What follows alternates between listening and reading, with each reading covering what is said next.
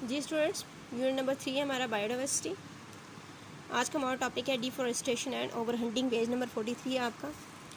Deforestation का मतलब क्या होता है? Deforestation means cutting down of trees for the conversion of a forest to non forest land. Deforest यानी जंगलात का खात्मा कर देना और उसको जंगलात फ्री लैंड बना देना। ठीक है, ये हमारे पास डिफॉरेस्टेशन की डेफिनेशन आ गई। The destruction of significant areas of forest has resulted in a degraded environment with reduced biodiversity. और इससे क्या होता क्या है कि उस फॉरेस्ट के अंदर जितनी भी बायोडाइवर्सिटी होगी वो क्या होगा, डिग्रेड हो जाएगी। ठीक है, उसकी जो बायोडाइवर्सिटी है वो वहाँ पे कम हो जाएगी, क्योंकि उस इन्वायरमेंट के अंदर रहने वाले बहुत सारे जो एनिमल्स या प्लांट्स होंगे वो ख़त्म हो जाएंगे, या वो फिर अगर एक जगह से दूसरी जगह माइग्रेट करेंगे तो उसमें भी वो अपनी जानें गंवा सकते हैं। हो सकता है कि वो किसी दूसरी जगह पे जाके अच्छे से सरवाइव ना कर सकें, या उनको टाइम लगेगा दूसरी किसी जगह पे जाके अपना हैबिटेट जो है वो बनाने के लिए। यहाँ पे हम देख लेते हैं कि हमारे पास काजेज़ और इफ़ेक्ट्स क्या हैं डिफॉरेस्टेशन के। ठीक है, उसके काजेज़ अलग हैं, यानी किस वजह से जो है वो डिफॉरेस्टेशन हो रही है और उस डिफॉरेस्टेशन का इफ़ेक्ट क्या हो रहा है बायोडाइवर्सिटी के अंदर। ये दोनों चीज़ें अलग अलग हैं। ठीक है, आपको काजेज़ अलग पूछे जा सकते हैं और डिफॉरेस्टेशन के इफ़ेक्ट्स जो हैं वो अलग पूछे जा सकते हैं। Sometime there is slow forest degradation and sometimes sudden, यानी कभी कभी ऐसा होता है कि बहुत आहिस्ता आहिस्ता थोड़े थोड़े जंगलात में से प्लांट्स जो होते हैं, ट्रीज़ जो होते हैं, उनको थोड़ा थोड़ा करके काटा जा रहा होता है या ख़त्म किया जा रहा होता है। लेकिन कभी कभी क्या होता है कि बहुत सडन होता है, अचानक होता है। ठीक है, या फिर catastrophic clear cutting for urban development, या फिर उसकी बहुत तेज़ी के साथ क्लियर कर दिया जाता है उस जगह को, ताकि वहाँ पे अर्बन डेवलपमेंट यानी शहर आबाद किए जा सकें।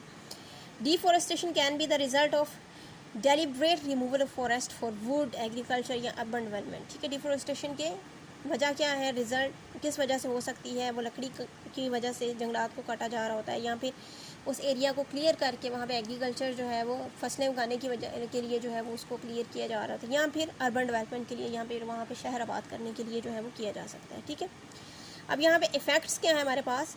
डिफॉरेस्टेशन किसको अफेक्ट करती है? Amount of water in soil, soil के अंदर जो है वो वाटर की जो अमाउंट होती है, जो उसका वाटर टेबल होता है, उसको ये अफेक्ट करते हैं। And moisture in atmosphere.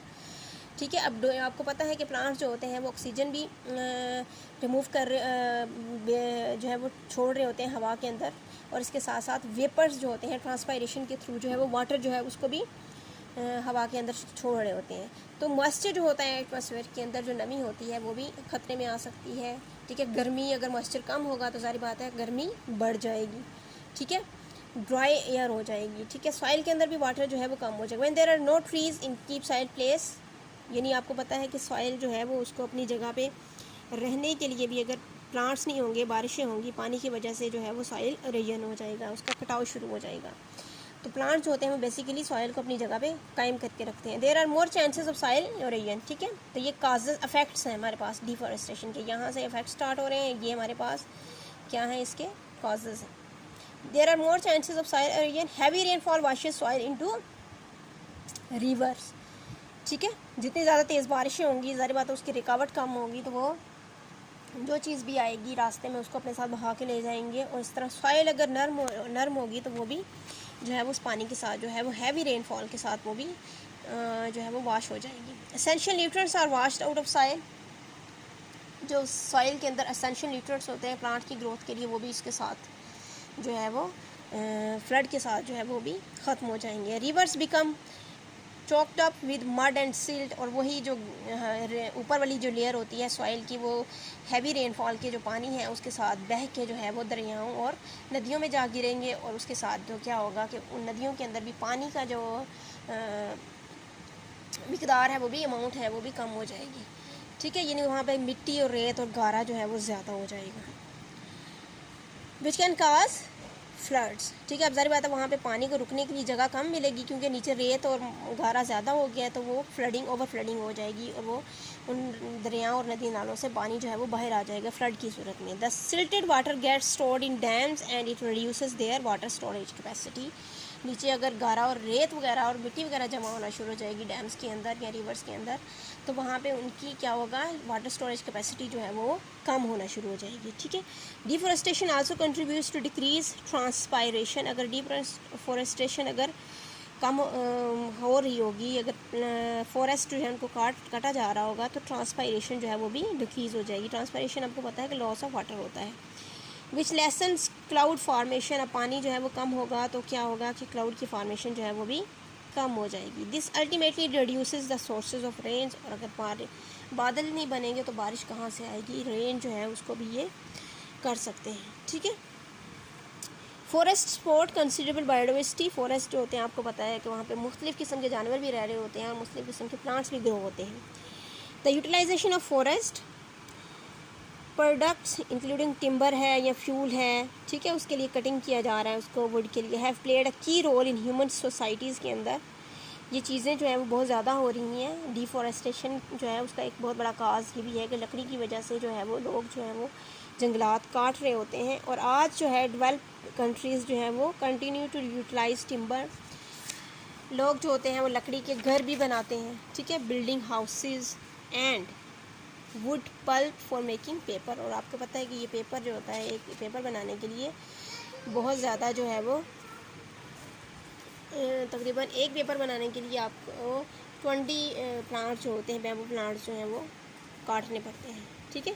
The forest products industries large part of the economies developing countries. यानी फॉरेस्ट के जो प्रोडक्ट होते हैं डेवलपिंग कंट्रीज़ के अंदर या डेवलप कंट्रीज़ के अंदर एक बहुत बड़ा रोल है इनका, कि वहाँ पे जो डेवलपिंग है वो इस वजह से हो रही होती है।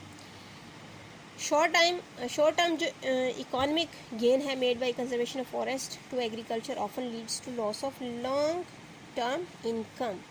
शॉर्ट टर्म इनकम जो है यानी कुछ जो कम अरसे के लिए जो इनकम होती है आपकी, जो थोड़ी देर के लिए होती है, उसको हासिल किया जा सकता है made by conservation of forest. Conserve करके, फॉरेस्ट को कंजर्व करके और उसे एग्रीकल्चर में आप कन्वर्ट कर दो, often leads to loss of long term income, ठीक है। Forest extract carbon dioxide and pollutants from the air. Forest का काम क्या होता है कि वो आपको पता है जो प्लांट्स होते हैं वो क्या करते हैं, हवा में से कार्बन डाइऑक्साइड जो है उसको ले लेते हैं और उसके अंदर जितने भी पोल्यूटेंट्स जो होते हैं एयर से उनको भी ले लेते हैं, ठीक है।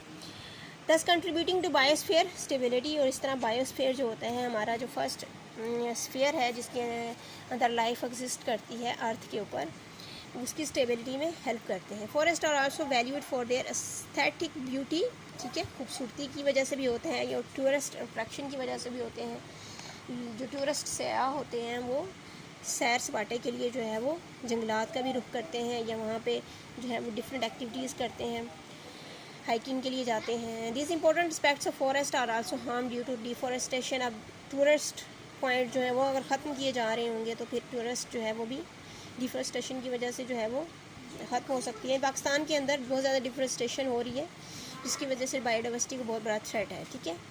जो खैबर पख्तूनख्वा का प्रोविंस है, the closed canopy forest are shrinking at approximately 1% per year. Khyber Pakhtun के अंदर जो उनकी कैनोपी है यानी प्लांट जो है वो कट हो रहे हैं बहुत ज़्यादा और उनका जो है वो अप्रॉक्सीमेटली श्रिंक हो रही है, ख़त्म हो रही है, कम हो रही है 1% पर ईयर के हिसाब से।